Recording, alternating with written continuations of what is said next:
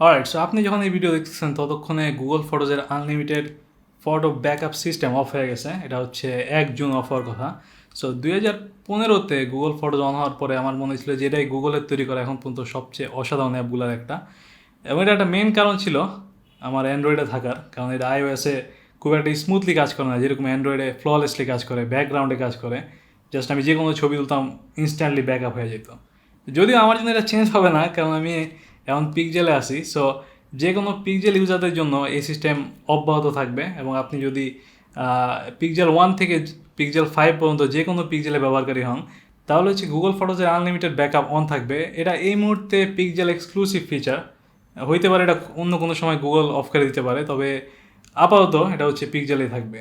So আমার এই মুহূর্তে প্রায় 20,000-এর উপরে ছবি ব্যাকআপ করা আছে গুগল ফটোজে, এবং লাস্ট কয়েক বছরে প্রায় 4 ট্রিলিয়ন ছবি এটাতে সেভ করছে মানুষ। তো গুগল শেষ পর্যন্ত চিন্তা করছে এটা ফ্রি না দেওয়ার জন্য। সো যদি এটা অফ হয়ে গেছে, কিন্তু বেশ কিছু ভালো অপশন আছে আনলিমিটেড ফটো ব্যাকআপ পাওয়ার জন্য, সেগুলো নিয়ে হচ্ছে আজকে আমরা কথা বলবো। এর মধ্যে প্রথমে হচ্ছে ইয়ানডেক্স ডিস্ক। সো ইয়ানডেক্স হচ্ছে একটা রাশিয়ান কোম্পানি, এবং ইয়ানডেক্স ডিস্ক হচ্ছে তাদের গুগল ড্রাইভের অল্টারনেটিভ। সো ইয়ানডেক্স অ্যাকচুয়ালি বেশ বিশাল কোম্পানি। তাদের নিজস্ব মেইল, নিজস্ব ফটো অ্যাপ, নিজস্ব ম্যাপ, নিজস্ব ক্যালেন্ডার, কন্ট্যাক্ট, গুগলের মতো সবই আছে। এটা গুগলের রাশিয়ান ভার্সন বলা যায় আর কি। এমনকি তাদের গুগল মিউজিকের মতো ইয়ানডেক্স মিউজিকও আছে, এবং সেখানে আমার অ্যালবামও আছে। পাঙ্খা জিনিস। এই মুহূর্তে আপনি যদি ইয়ানডেক্স ডিস্কে অ্যাকাউন্ট খোলেন তাহলে হচ্ছে আপনি 10 জিবির মতো ফ্রি পাবেন, তবে এটা হচ্ছে আনলিমিটেড ফটো ব্যাকআপ ছাড়া। আপনি যত ইচ্ছা ফটোটাতে ব্যাকআপ করতে পারবেন, এবং সেটাতে হচ্ছে আপনার এই 10 জিবির কোনো স্টোরেজ কমবে না। এবং ইয়ানডেক্স ডিস্কের যে অ্যাপটা আছে অ্যান্ড্রয়েডের জন্য, সেটাও গুগল ফটোজের যথেষ্টই কাছাকাছি। সেটাতে আপনি চাইলে হচ্ছে গ্যালারি একটা শর্টকাট করতে পারবেন, যাতে হচ্ছে ডাইরেক্ট আপনার ছবিগুলো দেখতে পারেন, এবং আপনি যখনই কোনো ছবি তোলেন ইনস্ট্যান্টলি এটা ব্যাকআপ হয়ে যাবে। এবং চাইলে হচ্ছে আপনি অন্যান্য ফোল্ডার অ্যাড করতে পারবেন কোনটা কোনটা ব্যাকআপ হবে। এবং গুগল ফটোজের মতো এটাতে হচ্ছে মাল্টিপল ছবি একসাথে সিলেক্ট করে শেয়ার করা যায়। So that's pretty impressive app for free. এবং সমস্যা হচ্ছে এটাতে গুগল ফটোজের মতো ভিডিও ব্যাকআপ করা যায় না, আপনি জাস্ট ফটোই ব্যাকআপ করতে পারবেন।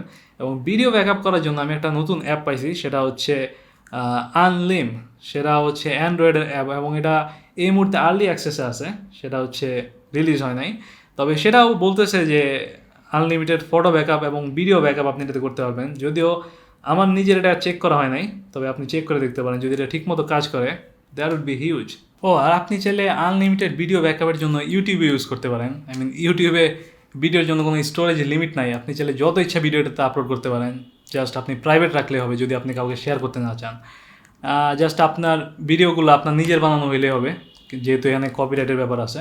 আরেকটা অপশন যেটা আমি প্রথমে বলছি, সেটা হচ্ছে আপনার যদি পিক্সেল ফোন থাকে। সো আপনি এখন চাইলে খুব কম দামে প্রথম জেনারেশনের পিক্সেল ফোনগুলো কিনতে পারেন, এবং সেগুলোতে যদি আপনার অ্যাকাউন্ট লগ ইন করা থাকে, আপনার অ্যাকচুয়ালি ওই ফোনগুলো ইউজ করা লাগবে না, এমনকি ওগুলো ইউজেবল হওয়া লাগবে না। আপনি জাস্ট ওগুলোতে লগ ইন করবেন এবং মাঝে মধ্যে চার্জ দেবেন। জাস্ট আপনার অ্যাকাউন্ট যদি অ্যাক্টিভ থাকে, সেই অ্যাকাউন্টে হচ্ছে আপনি আনলিমিটেড ফটো ব্যাকআপ পাবেন। So that's pretty great. তবে আপনি যদি পিক্সেল ফোন কিনতে না পারেন বা না চান, সেক্ষেত্রে আরেকটা সিস্টেম আছে সব ফোনের জন্য, সেটা হচ্ছে Pixel Experience ROM. So Pixel Experience ROM হচ্ছে পিক্সেলের icon, animation, sound, wallpaper, app সব মিলে একটা রোম। এবং এটা হচ্ছে বেশিরভাগ ফোনেই সাপোর্ট করে এখন, অ্যাটলিস্ট বেশিরভাগ মেজর ফোনেই। এবং সেটা যদি আপনি আপনার ফোনে ইনস্টল করেন, তাহলে হচ্ছে আপনি Google photos unlimited photo backup পাবেন, এবং গুগল হচ্ছে তখন আপনার ফোনকে একটা পিক্সেল ফোনই মনে করে।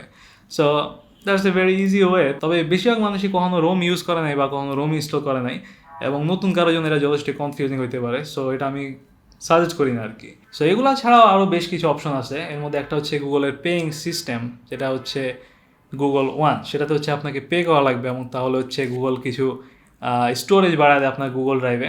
আপনি যদি মাসে মাত্র 150 টাকা খরচ করেন, তাহলে হচ্ছে গুগল থেকে আপনি 200 জিবির মতো পাবেন গুগল ড্রাইভে।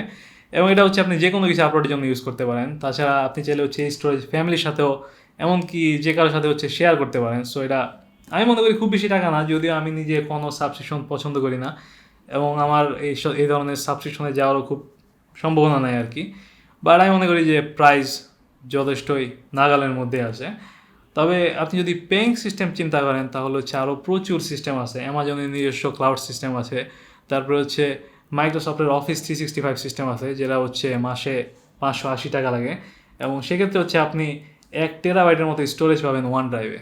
আমি মনে করি যে টাকার মধ্যে খুবই ভালো প্যাকেজ। তারপরে আমি সাজেস্ট করি না যে কারো সাবস্ক্রিপশনে যাওয়ার। তবে আপনি যদি টাকা খরচ করতে না চান, সেক্ষেত্রে আমি আপনাকে আরও কয়েকটা ফ্রি সার্ভিস সাজেস্ট করতে পারি। এর মধ্যে হচ্ছে প্রথমে ফ্লিকার, যেটাতে হচ্ছে আপনি 1000 পর্যন্ত ছবি অরিজিনাল রেজুলেশনে সেভ রাখতে পারবেন। এবং এটাতে হচ্ছে যেহেতু ফটো শেয়ারিং সাইট, আপনি আপনার ভালো ছবিগুলো শেয়ারও করতে পারবেন। সেম টাইপের সাইট হচ্ছে 500px, এবং 500px এর ছবি অ্যাকচুয়ালি সেলও করা যায়, ফটোগ্রাফারদের হচ্ছে হায়ারও করা যায়। সো আপনার প্রফেশনেও কাজে লাগতে পারে। তাছাড়া আপনি চাইলে ডাইরেক্ট ইনস্টাতে আপনার ছবি সেভ করতে পারেন। ইনস্টা হচ্ছে আনলিমিটেড ফটো স্টোরেজ আছে, আপনি যত ইচ্ছা ছবি সেভ রাখতে পারেন, জাস্ট আপনি প্রাইভেট দিলে হবে, কেউ আপনার ছবি দেখবে না। এগুলো কিঞ্চিত ক্যাচি সিস্টেম আর কি, জাস্ট গুগল ফটোজের মতো সিম্পল না। তবে গুগল ড্রাইভের মতো কিছু সিস্টেম আছে যেগুলো যথেষ্টই সিম্পল, জাস্ট হচ্ছে আপনার আপলোড করা লাগবে সবগুলো ছবি একসাথে সিলেক্ট করে, এবং বেশ ভালো স্টোরেজও আছে এবং ফ্রিতে। এর মধ্যে প্রথমে হচ্ছে সুইডিশ কোম্পানির ডিগো। এখানে যদি আপনি অ্যাকাউন্ট খোলেন তাহলে হচ্ছে 100 জিবির মতো ফ্রি পাবেন, যেখানে গুগল আপনাকে দেয় মাত্র 15 জিবি। এবং আমি অ্যাকচুয়ালি ডিগো অনেকবার ইউজ করছি, তবে আমি কখনোই 100 জিবি পর্যন্ত খরচ করি না, যে একটা অ্যাকচুয়ালি 100 জিবি পর্যন্ত যায় নাকি। বাট যেহেতু তারা দিয়ে রাখছে অ্যাডভার্টাইজমেন্ট, আমি আশা করি যে 100 জিবি পর্যন্ত আপনি ইউজ করতে পারবেন। এবং এরকমই সিমিলার একটা সাইট হচ্ছে ডুবক্স, আমি শিওর না এটা ঠিক কোন দেশের, তবে ডুবক্সে আপনি যদি অ্যাকাউন্ট খোলেন আপনি 1 টেরাবাইট পর্যন্ত ফ্রি স্টোরেজ পাবেন। সো ডুবক্স আমার অ্যাকচুয়ালি ইউজ করা হয় না, আমি এটার অ্যাড দেখছি এবং তাদের সাইটও ভিজিট করছি, কিন্তু কখনো আমি এটাতে অ্যাকাউন্ট খুলি নাই। আপনি এটা চেক করে দেখতে পারেন, 1 টেরাবাইট যথেষ্টই ইমপ্রেসিভ। সো আমি বলবো যে আপনি চেক করে দেখবেন কোনটা আপনার জন্য সুইটেবল হয়, তাহলে হচ্ছে আপনি ফ্রি স্টোরেজ ইউজ করতে পারেন। আর ফাইনালি একটা সাজেশন হচ্ছে, আপনি চাইলে আপনার নিজের সার্ভারই তৈরি করতে পারেন। আপনার পিসিতে যদি যথেষ্ট পরিমাণ জায়গা থাকে তাহলে হচ্ছে আপনি একটা ফোল্ডার ল্যানে শেয়ার করে দিতে পারেন, তাহলে হচ্ছে আপনি এবং আপনার ফ্যামিলিতে, আই মিন একই নেটওয়ার্কে যতজন আছে সবাই হচ্ছে ওই ফোল্ডারে স্টোরেজ হিসাবে ইউজ করতে পারবে। সো ওইখানে হচ্ছে আপনি সব ব্যাকআপ করতে পারবেন, এবং এটাতে হচ্ছে আপনার কোনো এক্সট্রা খরচ হবে না, প্লাস আপনার স্পিডও থাকবে টপ লেভেলের। আর আরেকটা ব্যাপার হচ্ছে, আপনি চাইলে এক্সটার্নাল কোনো কম্পিউটারকে আপনার সার্ভার হিসেবে ইউজ করতে পারেন। যেমন আপনি যদি একটা রাসবেরি পাই ইউজ করেন তাহলে হচ্ছে একটা এক্সটার্নাল হার্ড ডিস্ক কিনে আপনি এই কম্পিউটারকে হচ্ছে আপনার সার্ভার হিসেবে ইউজ করে দিতে পারেন, এবং আপনি চাইলে এই সার্ভার দুনিয়ার যে কোনো জায়গা থেকে অ্যাক্সেস করতে পারেন ইন্টারনেটের মাধ্যমে।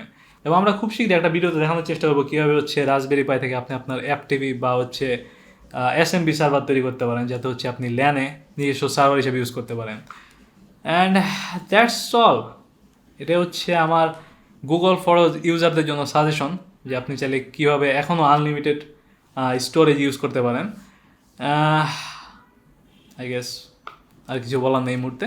সো দেখা হবে নেক্সট ভিডিওতে। Good bye.